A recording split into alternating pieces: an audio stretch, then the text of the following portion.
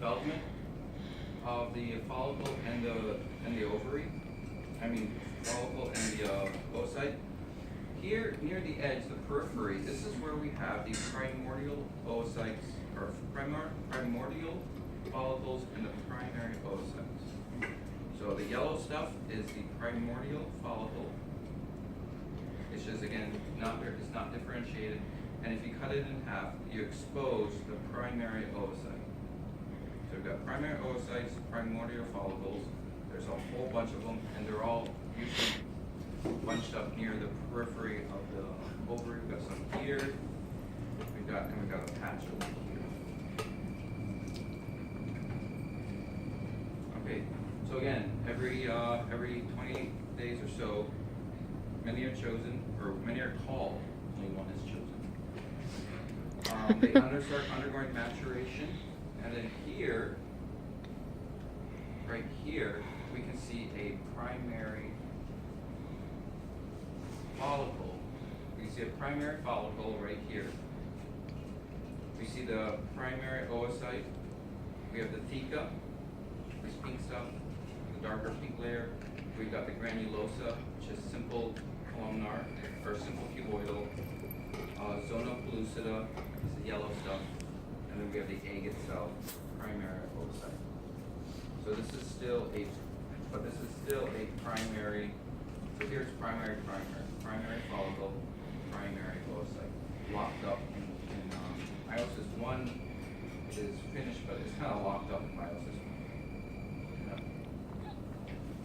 1. However, like I said, only one is chosen. This was not a chosen one. Sometimes during the maturation process, something goes wrong, and then they start to break down. This is said to be an atretic follicle. So it's undergoing atresia, it's breaking down. Eventually, it will be reabsorbed. So you can see doesn't look quite right. So that's an atretic follicle. Over here, so if we ignore this thing right here, we can call this a primary follicle, ignoring this. So again, you see granulosa has developed into multiple layers. We've got the theca externa and kind of the theca interna. The theca again secretes estrogen. Multiple of them, but the granulosa layers are getting more developed. However, this structure right here is a bit of a gap, space in the granulosa. Because we can see this gap, we can see the beginning of the antrum. This is now a secondary follicle. So if it wasn't for this, I would call this a primary follicle, but because I see this space forming, this is secondary. This is a secondary follicle, but it's still a primary oocyte.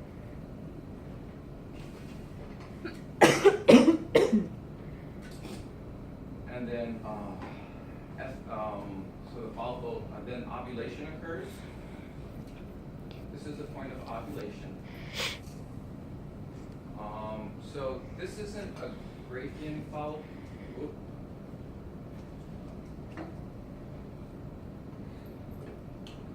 So if this structure was still inside here, I'd call this a Graafian follicle, but this is the point of ovulation, so it's an ovulatory follicle. So ovulation is occurring. We've got the cumulus mass all surrounding it, or the zona corona radiata. It's all the granulosa layer that's surrounding it, kind of protecting the egg as it travels through the fallopian tube. It also gives the fallopian tube something more to cling to, the cilia tip, so it makes it a bigger target in a sense. It's also bad. So that's that. So this right here, because of ovulation that's just occurred, we can now call this a secondary oocyte. This is the only secondary oocyte on the entire pond. So strong hint. This is the only. But this is the space here is all antrum. This is a follicle. But again, once ovulation occurs,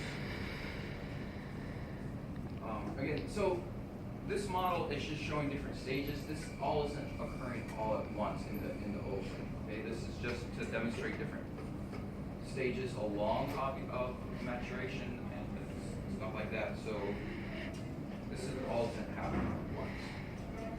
So you can see here the ovulation has just occurred.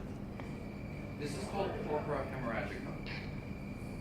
And this just sticks around for maybe a day or maybe just a few hours.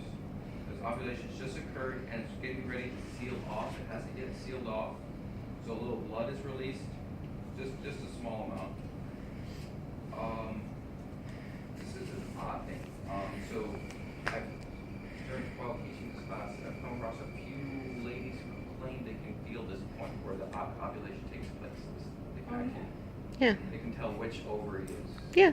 And you can actually feel the point where it like gets released. Yep. Yeah. That's kind of sorry, it's just like Normal for us, weird for you. yeah, that's just that's So better word. the thing, Yeah. the blue surrounding with the orange and yellow on the inside, you said that is the hemorrhagica? This whole structure is corpora hemorrhagica. But then that seals off and it forms corpora luteum. This is corpora luteum. So corpora hemorrhagica is sealed off, and now we've got this yellow body, corpora luteum, and this is secreting progesterone to maintain that uterine wall, so that uterus doesn't slough off, to allow for the egg to gives it a nice, comfy place for the egg to implant. So that's corpora luteum.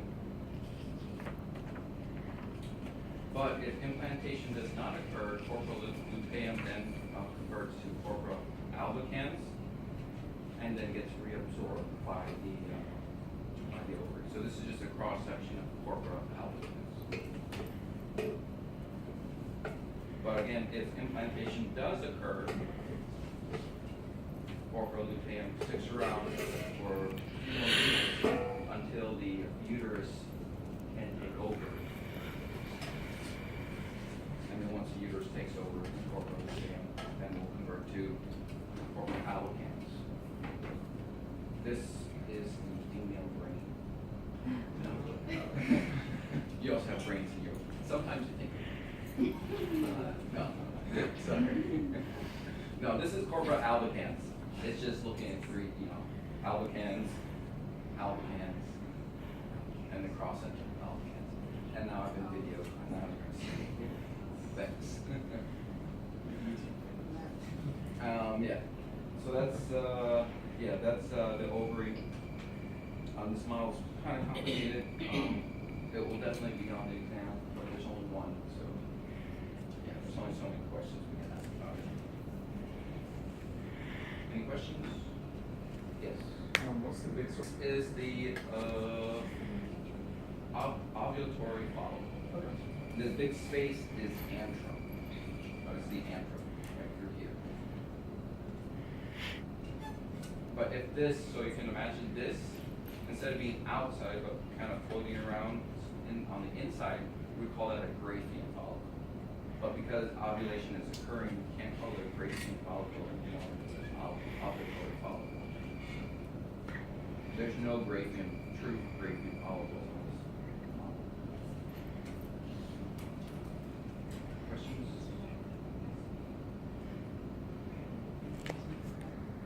So here we have ovary. Ovulation has occurred, so this is corpora hemorrhagica, right? It has been sealed off. The secondary oocyte's been released. It's got the first cumulus all around it.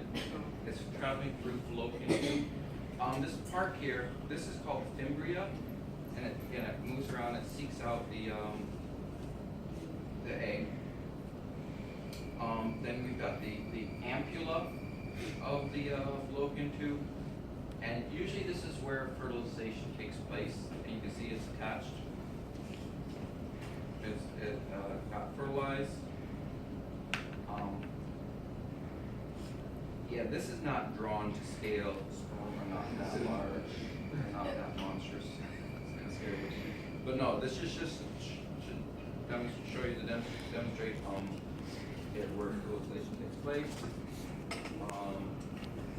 And then eventually it will travel into uterus.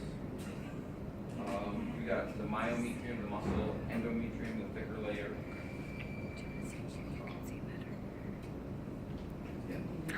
And then we can see here, implantation is taking place in the myometrium. The mucal plug has sealed off there at the cervix to create a more sterile, better environment for development. But that's implantation. And because implantation is taking place, corpora luteum right here is going to linger around, secrete those progesterones to maintain the uterine wall, because we don't want to slough off the uterine wall at this point, or else the baby, the fetus will not develop. So that's the goal, that's the function of corpora luteum.